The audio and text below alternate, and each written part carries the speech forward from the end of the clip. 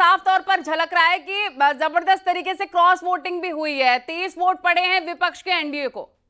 बिल्कुल जाहिर तौर पर अब ये जो चीज निकल करके सामने आ रही है और ये एक आने वाले वक्त के लिए भी कहीं ना कहीं एक संकेत भी है और जाहिर तौर पर अब पॉलिटिकल पार्टीज इस पर किस तरीके से रिएक्ट करती हैं, क्योंकि जिस तरीके से 452 का राधाकृष्णन को जो वोट मिला है वो कहीं ना कहीं ये बता रहा है कि जिस तरीके से क्रॉस वोटिंग हुई है, यानी कि एनडीए के उम्मीदवार ने बाकी दलों से भी सहयोग जिस तरीके से मांगा था उसमें कहीं ना कहीं उनको वो बेनिफिट मिला है। मैं आपके पास लौटूंगी। अशरफ हमारे सहयोगी लाइव जुड़ गया, उनका सीधे से रुख कर लेते हैं। अशरफ, क्या मेरी आवाज आपको मिल पा रही है? तो एक बड़ी जीत यहां पर हुई है। जी बिल्कुल बिल्कुल। विपक्ष को करारा हार झेलना पड़ा है और जिस तरह से नजर आ रहे नतीजे, उससे लग रहा है कि क्रॉस वोटिंग भी हुई है। हाँ बिल्कुल, देखिए अब जो उपराष्ट्रपति पद के चुनाव नतीजे घोषित हो गए तो उससे साफ जाहिर है कि ये विपक्ष के लिए एक करारी हार है। हालांकि इस हार के लिए विपक्ष पहले से ही तैयार था। सबको पता था कि एनडीए के पक्ष में आंकड़े हैं, एनडीए के पास 450 से ज्यादा वोट हैं, जबकि जो विपक्ष है वो 300 के आसपास ही सिमट जाएगा। लेकिन अब जो चुनाव परिणाम आ गए हैं सामने, अभी सेक्रेटरी जनरल राज्यसभा ने चुनाव के घोषणा कर दी है परिणामों की कि 452 वोट जो हैं एनडीए के प्रत्याशी सीवी राधाकृष्णन को मिले हैं, जबकि इंडिया गठबंधन के उम्मीदवार बी सुदर्शन रेड्डी को 300 वोट मिले हैं। तो बहुत साफ है कि एनडीए के जो क्रॉस वोटिंग हुई, एनडीए के पक्ष में क्रॉस वोटिंग हुई है, इंडिया गठबंधन की तरफ से क्रॉस वोटिंग की गई है। और इसका अनुमान लगातार एनडीए के जो नेतृत्व थे, जो बीजेपी के बड़े नेता थे, वो कह रहे थे लगातार कि जो इंडिया गठबंधन के लोग हैं वो अपने अंतरात्मा की आवाज सुनेंगे और सही व्यक्ति के पक्ष में मतदान करेंगे। अब किसने मतदान किया, क्रॉस वोटिंग किसने की, ये बात की चीज है। लेकिन फिलहाल जो आंकड़े हैं वो यही बताते हैं कि एनडीए के उम्मीदवार सीपी राधाकृष्णन को इंडिया गठबंधन की तरफ से भी वोट मिले हैं। उनको जो टोटल वोट मिले हैं 452 वोट मिले हैं। उनकी जीत पहले से तय थी, इसको लगाया जा रहा था क्योंकि आंकड़े उनके पक्ष में थे। लेकिन 452 का आंकड़ा जो सामने आया वो साबित कर रहा है कि इंडिया गठबंधन की तरफ से भी क्रॉस वोटिंग की गई है और सीवी राधाकृष्णन के पक्ष में मतदान हुआ है। तो एक ये बड़ी हार है। और वैसे इस हार के लिए एनडीए इंडिया गठबंधन के जो लोग हैं वो पहले से तैयार थे, क्योंकि पहले से ही सबको पता था कि आंकड़े क्या रहेंगे, स्थिति क्या रहेगी, और वो ही स्थिति अब सामने आ चुकी है। परिणाम घोषित हो चुके हैं। 15वें उपराष्ट्रपति हमारे सीवी राधाकृष्णन हैं। जी बिल्कुल। तो क्या इसके बारे में जानकारी मिल पाई है कि किस दल ने पाला बदला है, किस किस ने पक्ष में वोट किया है, किस दल ने एनडीए के? नहीं, देखिए ये अभी इतनी जानकारी नहीं मिली है, क्योंकि अभी जो परिणाम हैं वो घोषित किए गए हैं। तो ये जो बाद में ये बाद में स्थापित हो जाएगा कि क्रॉस वोटिंग किसने की गई है। क्योंकि एक चीज इसमें आपको मैं बता दूं कि इसमें इस चुनाव में, उपराष्ट्रपति के चुनाव में एक बहुत चीज साफ होती है, विप नहीं होती। तो इसमें ये बाध्यता नहीं है कि जो सदस्य है वो अपने ही गठबंधन के पक्ष में वोट करे, वो क्रॉस वोटिंग कर सकता है। तो यहां पर यह बात साफ है कि इंडिया गठबंधन की तरफ से एनडीए के उम्मीदवार के पक्ष में मतदान हुआ। और वो किसने मतदान किया ये बाद में इंडिया गठबंधन के लोग जो हैं वो एक एक करके जब छानबीन करेंगे तब शायद स्थिति साफ होगी। लेकिन हाँ, जो आंकड़े हैं वो यही बता रहे हैं कि एनडीए के पक्ष में क्रॉस वोटिंग की गई है और उसी का परिणाम है कि सीवी राधाकृष्णन को 452 वोट मिले हैं और एक ये मजबूत जीत हुई है सीपी राधाकृष्णन। और जो दावे यहाँ पर करे जा रहे थे विपक्ष की तरफ से, भारी और बड़े बड़े दावे, वो भी फिसड्डी साबित हो गए और एक बार फिर से मोदी सरकार की जीत।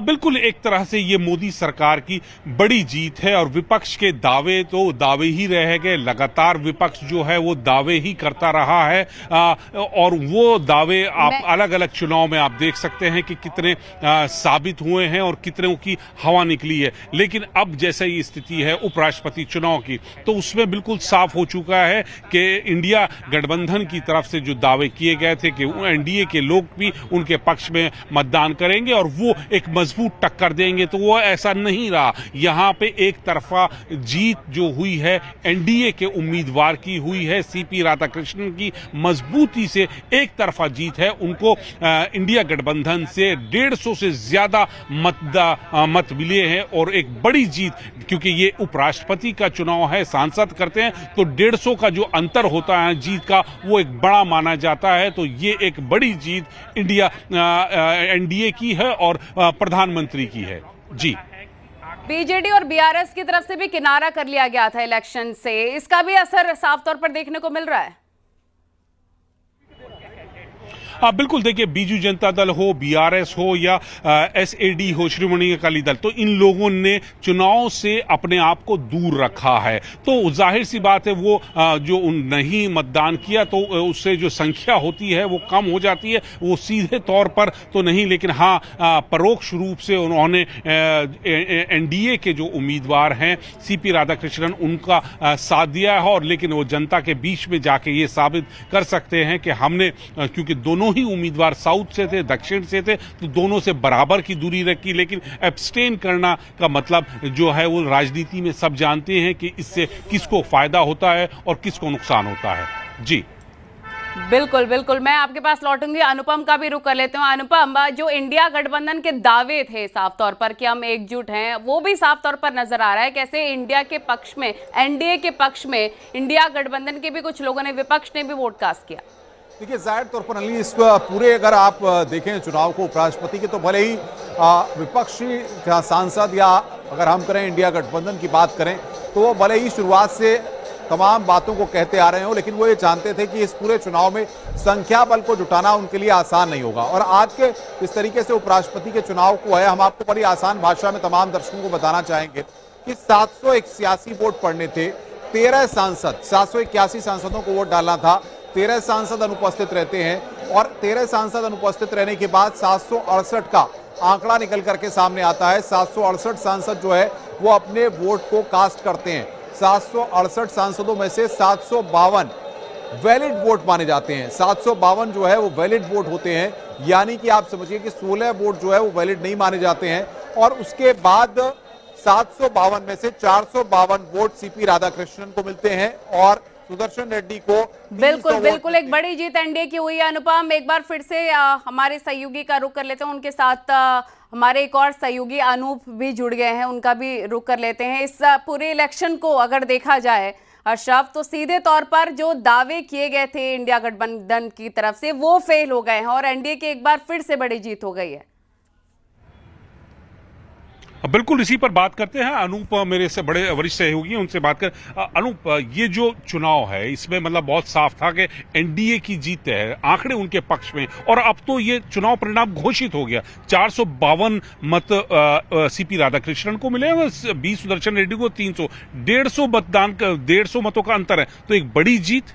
नहीं, बिल्कुल देखिए, जिस तरीके से शुरुआत से जो एनडीए अलायंस है वो लगातार अब होमवर्क बहुत तगड़े तरीके से कर रही थी। 2 दिनों का वर्कशॉप भी था, लेकिन यहाँ पर एक बात जो है वो लाजमी है बताना, क्योंकि जयराम रमेश जो जब वोटिंग प्रक्रिया खत्म हुई उसके बाद जयराम रमेश का एक ट्वीट आया था, उसमें उन्होंने कहा कि 315 जो इंडिया ब्लॉक के जो सांसद है उनका वोट जो है वो उनके कैंडिडेट को गया है सीधा सीधा। और जो फाइनल रिजल्ट आया है अशरफ, ये दिखाता है कि उनके कैंडिडेट को 300 वोट पड़े हैं।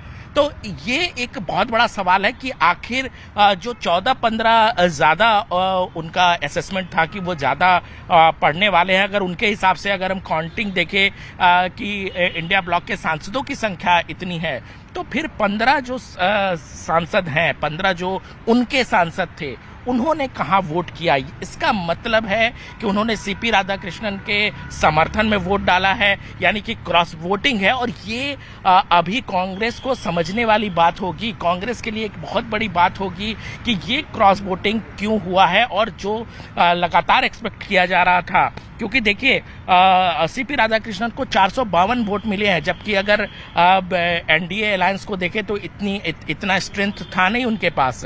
तो एक क्रॉस वोट हुआ है और क्रॉस वोट सीपी राधाकृष्णन के फेवर में।